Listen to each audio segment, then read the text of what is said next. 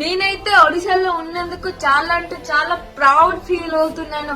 మా పూరి జగన్నాథ్ దేవుడు ఎంత శక్తి, ఎంత రియల్ మరొకసారి ప్రూవ్ చేశారు మా జగన్నాథ్ దేవుడు.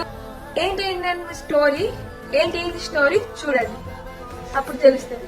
డాక్టర్లే ఏం చేయలేము అనేసి చేతులు ఎత్తేసినప్పుడు మా ఒడిశాలో ఉన్న పూరి జగన్నాథ్ దేవుడు మేము కష్టంలో ఉన్నప్పుడు దిగిసి మాకు కాపాడతారు అన్నది మళ్ళీ ప్రూవ్ చేశారు మా ఒడిశాలో జగన్నాథ్ దేవుడు.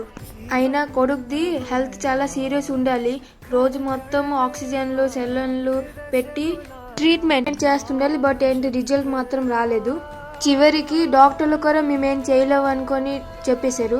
ఆ తండ్రి ఏం చేయాలో అర్థం కాక కొడుకుని తీసుకొని మా ఒడిశాకి పూరి జగన్నాథ్ టెంపుల్ కి వచ్చి కొడుకుని చేతుల్లోని పెట్టుకొని సింహద్వారంలో ఉన్న గేట్ వరకు పరిగెట్టి వచ్చారు. ఇప్పటికీ ఆ అబ్బాయికి కాన్షియస్నెస్ లేదు, చనిపోయాడు అనుకొని చాలా మంది చెప్పారు. ఆ అబ్బాయిని తీసుకుని వచ్చి ముల్లా విరాట్ విగ్రహం దగ్గర ముందు పెట్టి వాళ్ళ నాన్న మోకాల మీద పెడి చాలా ఏడుస్తున్నారు. అప్పుడు ఆ టైంలో ఏదో మాయ చేసినట్టు ఆ బాబు ఆ టైంలో లెగిసి కదిలేడు.